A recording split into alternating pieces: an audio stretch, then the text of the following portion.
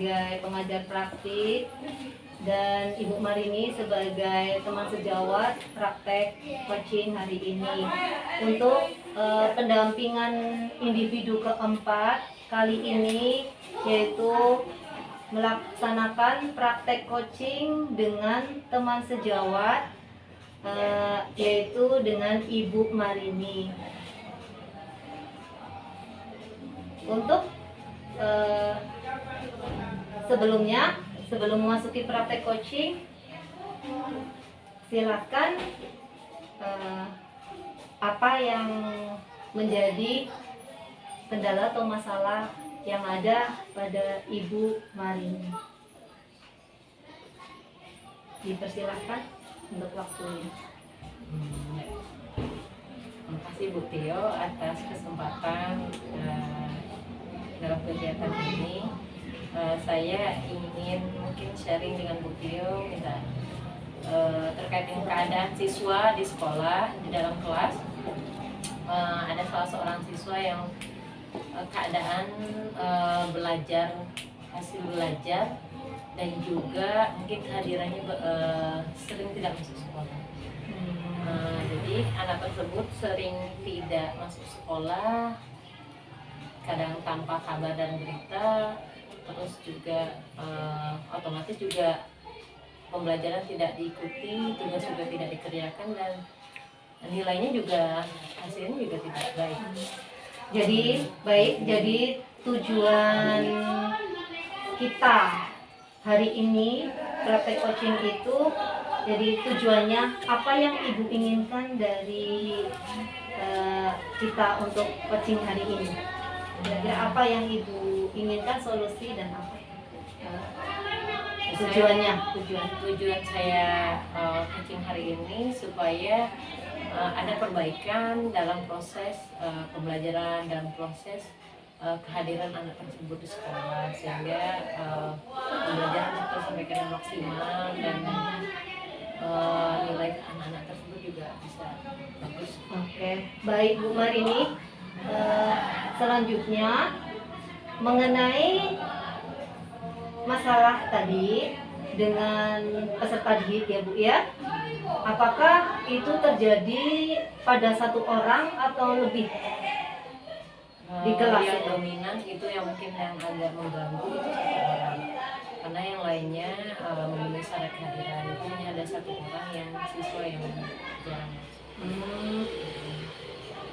Apa saja upaya Ibu yang sudah dilaksanakan guna meningkatkan anak didiknya, supaya khususnya bagi anak tersebut supaya lebih antusias lagi dalam hal belajar dan meningkatkan kehadiran? Apakah usaha Ibu yang sudah dilakukan?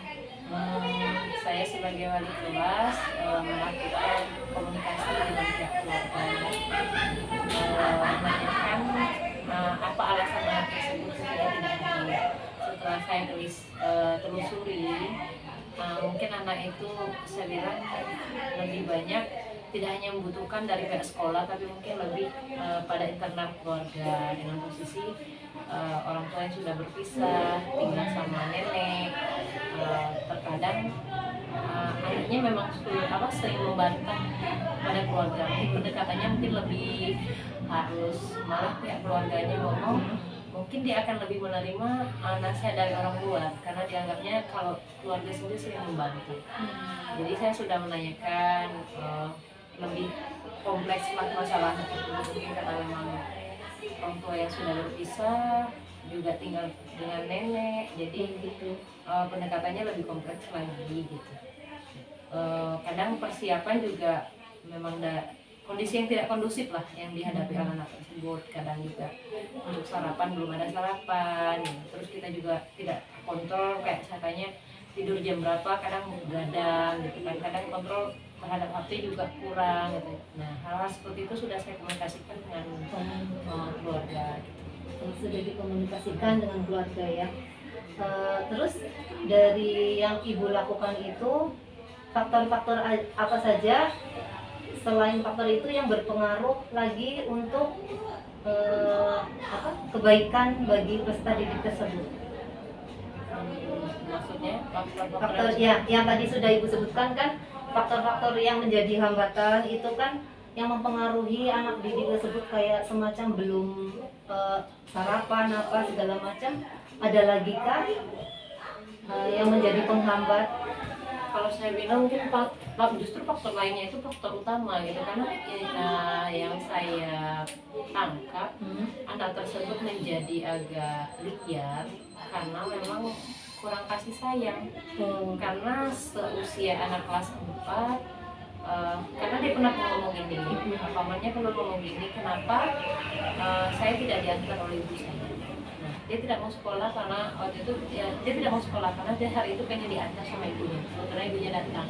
Dan itu sebenarnya itu adalah bentuk pemberontakan anak, bahwa dia sebenarnya ingin seperti orang lain diantar orang tuanya. Jadi saya mau bicara apa kalau misalnya anak itu sebenarnya pemberontakannya itu terkait dengan kasih sayang orang tuanya, karena kita hanya bisa memberi support gitu. Harusnya mungkin dia sebenarnya membutuhkan kasih sayang dan membutuhkan waktu bersama dengan orang tuanya gitu. Dan anak tersebut ayahnya ya tidak pernah menjenguk, tidak pernah berkabar, ibunya sudah menikah lagi dan juga bukan tinggal bersamanya. Anak tersebut anaknya kemana nih? Jadi saya lebih banyak hal ini saya cukup menyentuh perasaan gitu, karena solusi eksternal yang kita berikan itu tidak rasanya tuh sulit, karena dia membutuhkan solusi yang sifatnya internal keluarga. Nah itu maksudnya itu lebih kepada orang tuanya untuk bisa menyadari bahwa anaknya butuh kasih sayang. Jadi apa ide atau gagasan ibu dalam hal ini untuk bisa keluar misalnya dari permasalahan ini?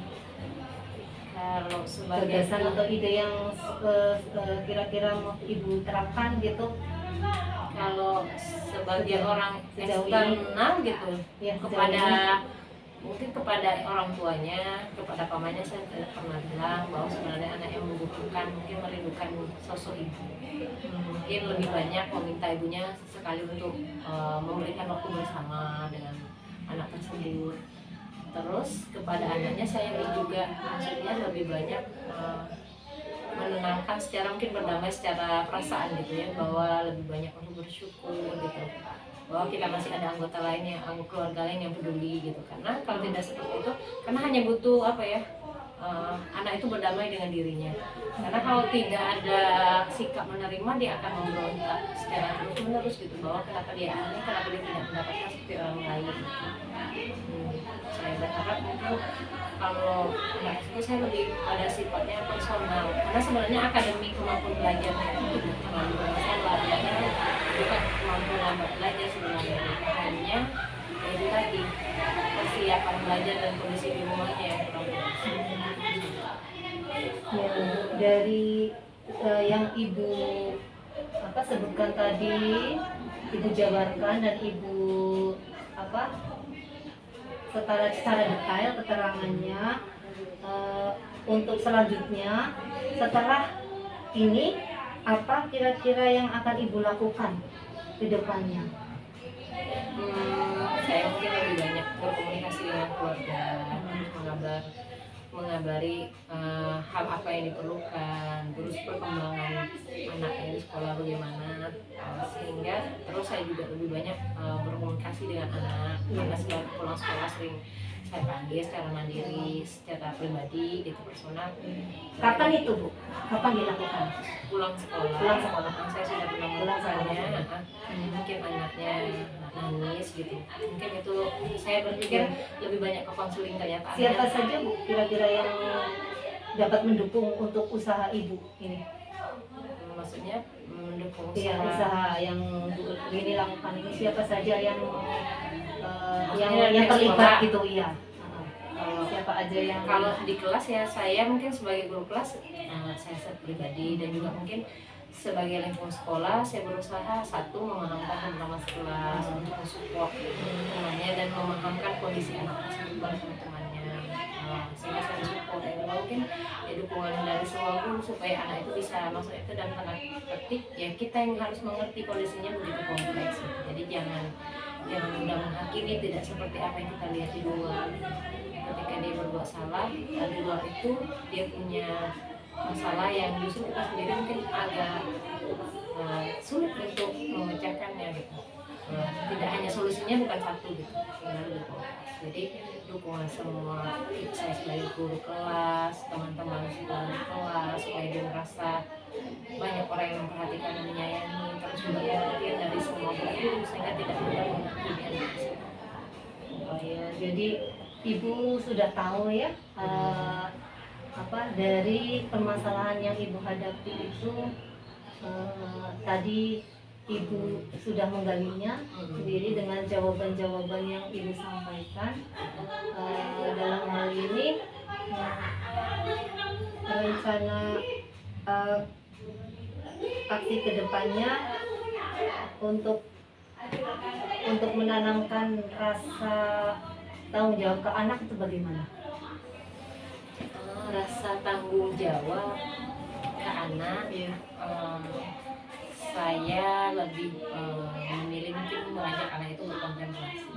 Artinya kontemplasi itu memikirkan sebab akibat apa yang dilakukan, dengan mungkin melihat kalau seandainya ini dilakukan apa yang akan terjadi, dan melihat contoh apa yang ada di lapangan yang sudah telah terjadi, sehingga ada perasaan anak itu bisa mengambil pelajaran sehingga dia dapat. Terus saya juga sering mengkontemplasikan apakah akan berulang kesedihan ini di masa yang akan datang. Jadi kalau seandainya kita hari ini sedih, di masa yang akan datang kita berusaha menciptakan kebahagiaan, jadi menciptakan diri orang yang lebih baik, jadi orang yang lebih bahagia. Karena sekolah itu tempatnya ilmu. Ya, dengan kita punya ilmu mungkin kita akan lebih bijak menyikapi hidup gitu. Jadi lebih banyak ke arah sananya, karena memang dituju ke arah sana. Karena kalau anak sudah punya motivasi dan punya kesadaran, mungkin semua insya Allah bisa dikerjakan. Oke. Jadi perasaan ibu sekarang bagaimana setelah kita berbincang-bincang tentang coaching ini? Perasaannya bagaimana saat ini? Rasanya cukup lega karena paling tidak ada teman sejawat yang bisa mengerti keadaan kita dan mungkin juga bisa mengerti keadaan peserta didik kita. Jadi lebih mudah untuk kedepannya kita menghadapi anak tersebut. Lega. Sudah, jadi ini sudah selesai, sudah terwakili gitu pengungkapan perasaannya, ya. Mungkin sampai di sini Bu ya. Ya, saya terima kasih Bu Tio karena sudah Sama-sama ya. mengingatkan. Iya, sama-sama. Ya, mudah-mudahan lebih baik. Oke Bu Upra, demikianlah praktek coaching yang saya lakukan dengan pada pendampingan individu keempat ini dengan Ibu Marini dan sebagai coach dan saya sendiri sebagai coach. Ya, terima kasih. Untuk kurang dan lebihnya saya mohon maaf. Wassalamualaikum warahmatullahi wabarakatuh. Assalamualaikum warahmatullahi